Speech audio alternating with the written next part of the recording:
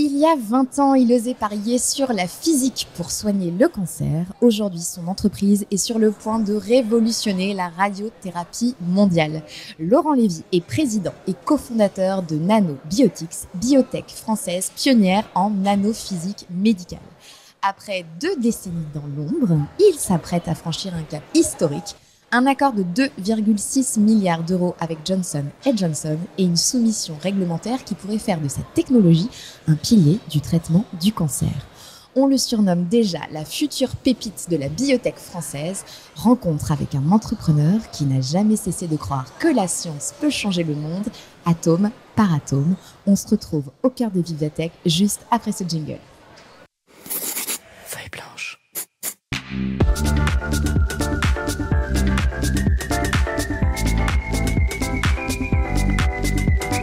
40 nuances de Next. Alors ce bel écran, il a été rendu possible par notre partenaire The Good Experience, qu'on remercie d'avoir fait du rose notre univers pour ces 4 jours. Très beau. Merci. Laurent, tu es physicien de formation, entrepreneur d'adoption. Tu fais ce qu'on appelle dans le jargon de la deep tech, de la biotech. Et ton ambition, je le disais en intro, c'est de soigner les gens et challenger les statu quo dans les fondements même de la médecine. Tu nous expliques ? Bien sûr. Ce qu'on voit dans notre industrie en général, c'est qu'on a une approche assez monolithique de la façon de traiter les patients.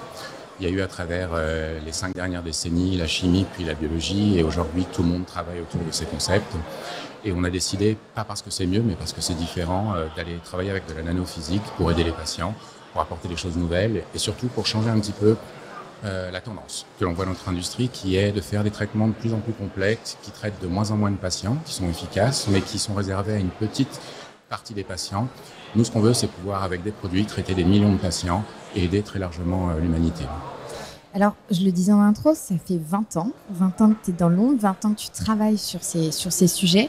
Comment on garde le cap quand on avance à contre-courant et surtout dans une industrie très conservatrice qu'est la santé ? C'est une bonne question. Je ne crois pas qu'il y ait de règles absolues pour ça. On a tous un parcours différent, mais c'est vrai que ces 20 dernières années, on a travaillé à fond pour pouvoir arriver là où on est aujourd'hui. On est passé par plein d'étapes. On a dû lever beaucoup d'argent, plus de 300 millions. On a dû se coter sur différentes places boursières comme Euronext, comme le Nasdaq. Et surtout, on a une équipe formidable qu'on a pu construire qui nous a permis de garder le cap au fur et à mesure de ces années. Et en fait, ces 20 ans, c'est un petit peu le prix de l'innovation de rupture. On ne peut pas créer une révolution en 2 jours. C'était vraiment notre approche de garder le cap, de pouvoir amener nos produits tels qu'on les pensait, tels qu'on les avait imaginés. Et aujourd'hui, on en passe de réussir ce pari. Le plan Deep Tech de BPI France, il a été lancé il y a 5 ans. Ils viennent de fêter leurs 5 ans. Toi, tu as commencé il y a 20 ans. Tu étais un peu un ovni en étant physicien et en devenant entrepreneur. Oui, ça fait vraiment partie du chemin, quoi, de se dire, quand on présente quelque chose de nouveau, les premières réactions, ça a été ou alors, mais qu'est-ce que c'est que ce truc, ou c'est de la science-fiction. Et au fur et à mesure des années, des résultats, de l'acharnement, on finit par pouvoir convaincre les gens de l'importance et de l'intérêt de ce qu'on fait. Alors, 20 millions de personnes sont diagnostiquées d'un cancer dans le monde. Jusqu'à 12 millions d'entre elles reçoivent une radiothérapie dans le cadre de leur traitement. Et toi ? Ce qui est un petit paradoxe dans ces chiffres-là, c'est que effectivement, c'est 60% de tous les patients qui ont un cancer qui vont recevoir de la radiothérapie. Et ces patients-là, ils reçoivent de la radiothérapie souvent au début de leur traitement. Alors que toute notre industrie, souvent, se focalise sur les patients qui ont reçu plein de traitements et qui arrivent en bout de possibilités des traitements actuels pour pouvoir développer les nouveaux traitements. Alors que le plus gros impact qu'on peut avoir, c'est quand on les prend au début de leur maladie et d'avoir des résultats corrects. Donc notre idée, c'est de regarder ces 60% des patients, de voir où sont leurs besoins. Et la radiothérapie, c'est quelque chose d'ultra puissant et qui aide beaucoup de patients, mais qui a quand même une limitation. En fait, quand on a une tumeur quelque part dans le corps qui est entourée par des tissus sains, on doit irradier cette tumeur avec de la radiothérapie. Donc on fait à la fois des dégâts dans la tumeur et les tissus sains environnants. Donc on est limité par la dose de radiothérapie qu'on peut déposer à l'intérieur de cette tumeur.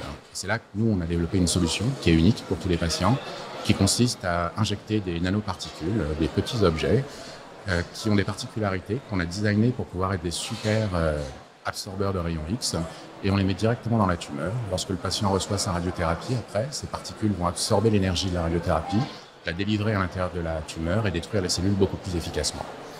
Donc ça, c'était le concept de départ, mais on a montré beaucoup de choses. On a eu plein d'essais cliniques positifs qui ont montré que ce produit marche, peut apporter un bénéfice aux patients. On a pu développer au fur et à mesure des années à travers le monde, dans plein d'indications différentes, la faisabilité de ce traitement. Et aujourd'hui, comme vous le disiez en intro, comme tu le disais en intro, on arrive bientôt près du but, puisque dès l'année prochaine, on devrait avoir les résultats finaux, au moins dans une des indications qui nous permettrait d'enregistrer le produit et de commencer la commercialisation. Quand je dis nous, c'est Johnson & Johnson qui a pris ce produit en licence depuis 18 mois. Travailler avec vous sur déployer ce produit. Exactement. Tu viens d'être élu président de l'ETPM, alors tu vas nous dire ce que c'est rapidement, et plus globalement, quel message tu veux porter à l'Europe pour justement accélérer l'émergence de prochaines pépites comme Nanobiotix? Alors l'ETPM, c'est une plateforme européenne, European Technology Platform en nanomédecine, qui regroupe à la fois des académiques, des startups, des industriels, qui ont tous pour but commun de développer des produits de santé à partir de nanos, quels que soient les nanos qu'ils utilisent. Enfin, pour moi, ce qui est important, c'est qu'aujourd'hui, on a une force en Europe qui est énorme, et une force qui est fédérée à travers cette association, mais à travers d'autres objets aussi. Et on peut être les drivers de cette nanomédecine à travers le monde. Et c'est vraiment l'objectif que je veux porter pour les prochaines années, et aussi accélérer tout le développement. On a énormément de bonnes idées, de bons projets qui sont en cours de développement, mais assez souvent beaucoup de problèmes, et ce qui est normal dans la transformation de ces idées en produits qui peuvent aider les patients au jour le jour à l'hôpital. Donc notre but principal va être d'accélérer tout ça pour avoir beaucoup plus d'innovation. Aussi, j'imagine, sur ces procédés et sur ces pépites, est-ce qu'il peut y avoir des réticences, non? Les réticences dans le domaine de la santé, qui est un domaine hyper régulé, ce qui compte au final, c'est est-ce qu'on a un produit qui est safe, qui est administrable aux patients, est-ce qu'il y a un produit qui amène des bénéfices aux patients. Et quand on a ces deux prérequis et qu'on a un besoin non satisfait médical qui est important, généralement on trouve un chemin avec ou sans des partenaires pour pouvoir développer ces produits. Alors Laurent, on est au cœur de la fourmilière de la tech, Vivatech. Je pense que tu t'en es rendu compte, on entend ce bruit autour de nous, cette émulation. Quel défi tu veux lancer au monde de la tech tel qu'il est construit aujourd'hui? C'est un défi, je ne sais pas si on peut appeler ça un défi, c'est un souhait plus qu'un défi, ouais. Et qui peut s'appliquer à la tech, mais à toutes les innovations et même dans la vie de tous les jours, quoi. C'est d'essayer d'aller là où personne n'est allé avant. En fait, je ne pense pas qu'on puisse créer de révolution et amener de choses fondamentales importantes pour l'humanité en copiant ce que les autres font ou en continuant à s'enfoncer dans une voie qui a déjà été explorée depuis longtemps.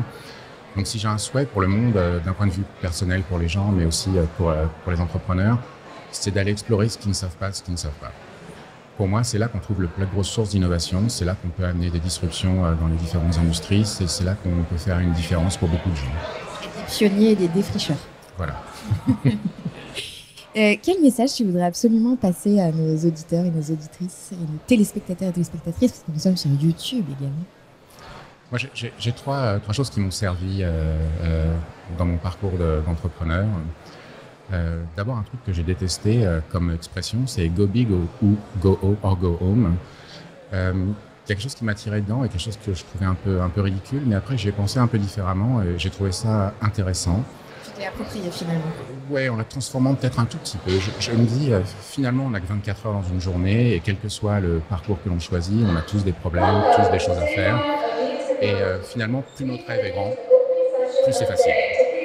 Parce que quand on a un rêve qui est très grand, quand on voit des petits problèmes au jour le jour, avec le but important qu'on s'est fixé, ça paraît beaucoup moins important et donc ça permet de passer beaucoup de vagues, de problèmes et de sujets comme ça. Donc je me suis approprié ce truc-là et ça m'a servi beaucoup et j'espère que ça va servir à d'autres.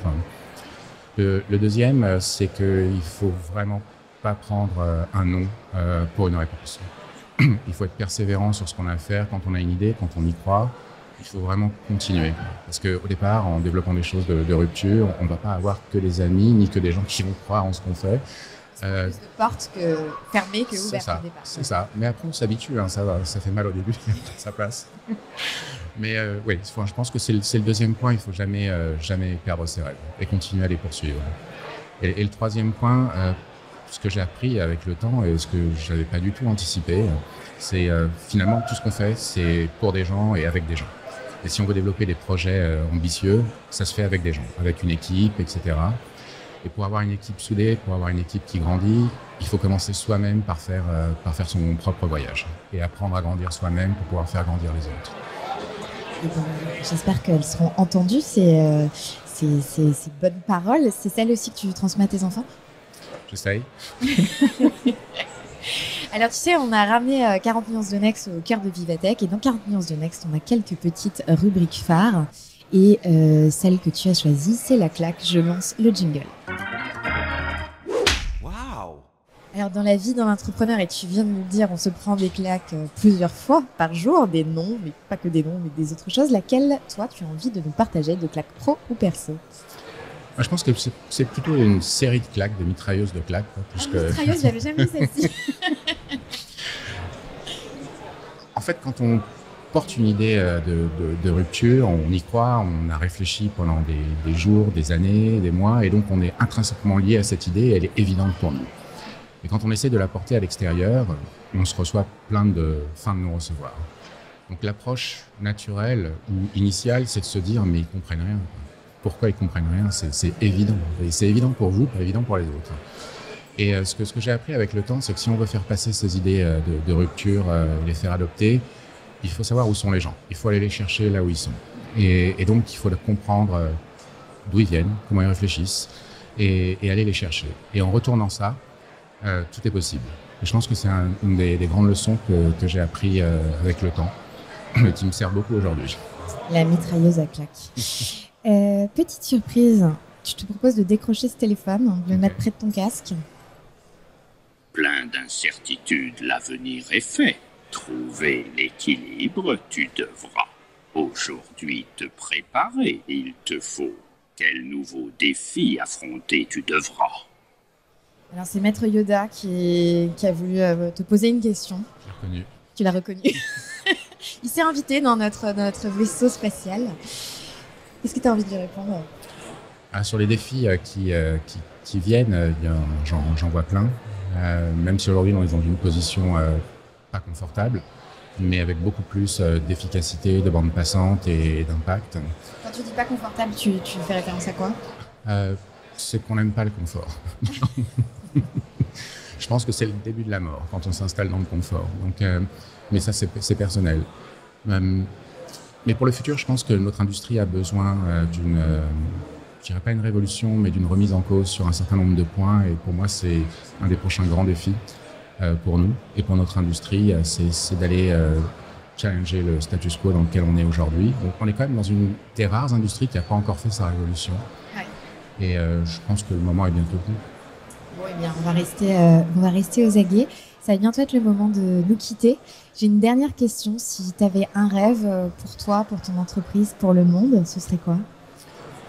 C'est que les gens n'arrêtent pas de rêver, justement, et continuent à être en expansion, continuent à regarder, à explorer l'inconnu. Merci Laurent. Alors je te propose, on va dire au revoir à nos téléspectateurs et je te propose qu'on aille faire une petite expérience pour voir à quoi va ressembler ton rêve grâce à une animation qui a été mise en place par notre partenaire The Good Experience. Donc si t'es OK, on y va. Allons-y. Allez, à tout de suite. On se retrouve sur le plateau dans quelques minutes. Feuille blanche.